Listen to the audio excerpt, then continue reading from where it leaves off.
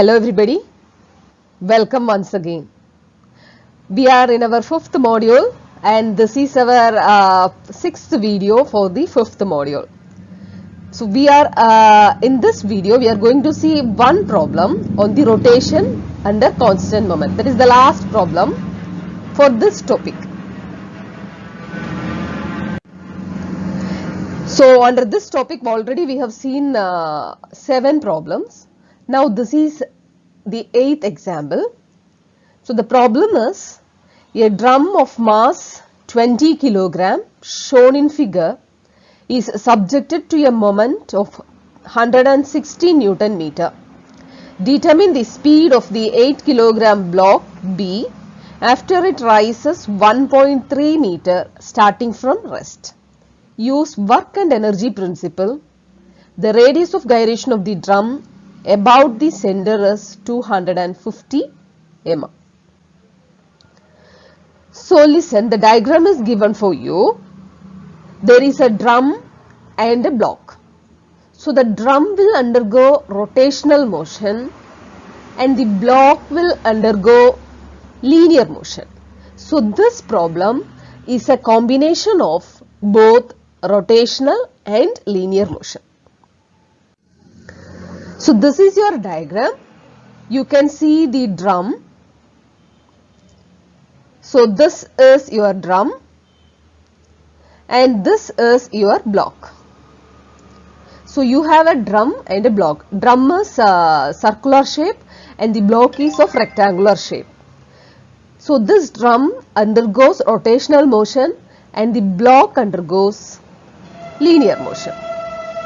Now determine the speed of the 8 kilogram block. So this block, the weight of this block is 8 kilogram. After it rises to 1.3 meter. So this is, see when this drum is undergoing the rotational motion, from this point of rest, this block has been lifted or shifted to 1.3 meter. It is raised to 1.3 meter. We are asked to find work energy principle. We know work energy principle, work done. Work is equal to rate of change of kinetic energy. That is called work energy principle. The radius of gyration of the drum about the center is 250 mm. Now, it is also given the radius of the drum is 450 mm. But radius of gyration of the drum is 250 mm. So we have to use the radius of gyration for finding the moment of inertia of the drum. So here it consists of two bodies, a drum and a block. So we have to draw two free body diagrams and then we have to continue our problem. So we will start with the radius of gyration, we will start with the work energy principle. Then we will individually we will see the free body diagram of the block and the free body diagram of the drum. Now, initially we have to assume certain things. That is, see, it is given 160 Newton meter, but the direction is not given. So we will assume the direction of this drum is rotated in a clockwise direction. So assuming the rotation of the pulley, that is the drum, as clockwise and the motion of the block as upwards. So this drum or this pulley is moved in the clockwise direction. Because of this clockwise direction, this block is moved or raised upwards. So the angular displacement of the drum, we know the relationship between linear displacement and angular displacement. Linear displacement is equal to radius into angular displacement. That is, S is equal to R theta. We have seen this in the previous classes. Linear displacement is equal to radius into angular displacement. That is, S is equal to R into theta. Theta is your angular displacement. S is linear displacement. So from this, theta is equal to, see, S is the distance raised. So that is 1.3. So linear displacement is 1.3 divided by radius of the drum, that is 450 mm. So it is 0.45 meter. So we get theta, that is angular displacement theta, is equal to 2.889 radians. Now we will apply work energy principle for the block. So we know work energy principle means work is equal to rate of change of kinetic energy. So work done is force into distance. Rate of change of kinetic energy is half mv square. So final energy minus the initial energy. So half mv square minus half mu square. Now we are drawing the free body diagram of the block. So there will be a tension in the string. So in this direction, the weight is acting downwards. So mass is 8 kg. So our weight is 8 into g, 8 into 9.81. So we will apply this, see force, summation of the force. So force, here we have two forces in the y direction. One is T acting upwards, that is tension in the rope acting upwards, and the weight acting downwards, weight of the block acting downwards. So it is T minus 8g, T minus 8 into 9.81 multiplied by the distance s. So the distance mode, the linear distance mode, is equal to 1.30 meter. So 1.3 is equal to half into mass is 8, initial velocity is 0, final velocity is v square. So the only unknown is v square, sorry, t and v square. So we will get an equation in terms of t and v.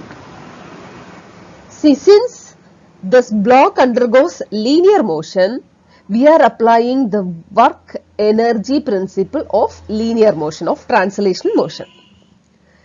Now same way we will go for the work energy principle of the drum, that is for rotational motion. So applying the work energy principle for the drum, since it undergoes rotational motion, for rotation we know work done is sigma m into theta. M is the moment or the torque, is equal to rate of change of energy, that is half, into moment of inertia into the angular velocity, change of angular velocity. So we are drawing the free body diagram of the drum. So the tension is acting downwards for the drum. Here, see, we need moment. So there are two moments. One moment is due to the applied moment 160 Newton meter in the clockwise direction. Another moment is this force T acting towards the center O. So this is in the anti-clockwise direction. So this moment due to this force T is equal to T multiplied by the distance towards the center. So we get total moment is equal to 160, that is clockwise, 160 is clockwise, minus this is anti-clockwise. T acting towards the center is anti-clockwise.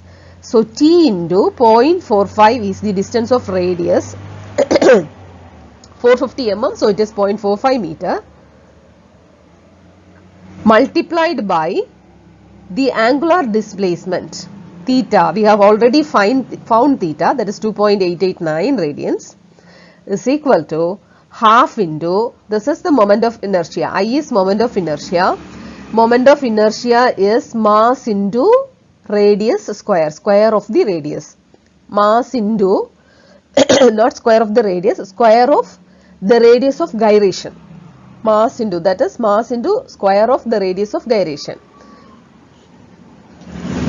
So mass is 20, it is given, the drum is 20 kilograms, so mass is 20. Radius of gyration is given in the problem as 0.25, so 0.25 square into omega square, omega naught, that is initial angular velocity, is taken as 0. Omega naught is taken as 0, so we have only omega square. Now simplify this and we will substitute. We know the relationship between the angular velocity and the linear velocity. So linear velocity is equal to r times the angular velocity. V is equal to r omega. So by substituting omega is equal to V by r, we know this r is radius. This r is radius. So radius is 0.45. So we will get an equation in terms of T and V. We will take this as equation number 2. So already we have one equation in terms of T and V. This is another equation in terms of T and V. So we have two equations and two unknowns. So by solving these equations 1 and 2, we get V is equal to 7.13 meter per second. That is what is required to find. So V is equal to 7.13 meter per second. So only one problem for today. Hope you all understood. Thank you. Thank you for listening. Thank you once again.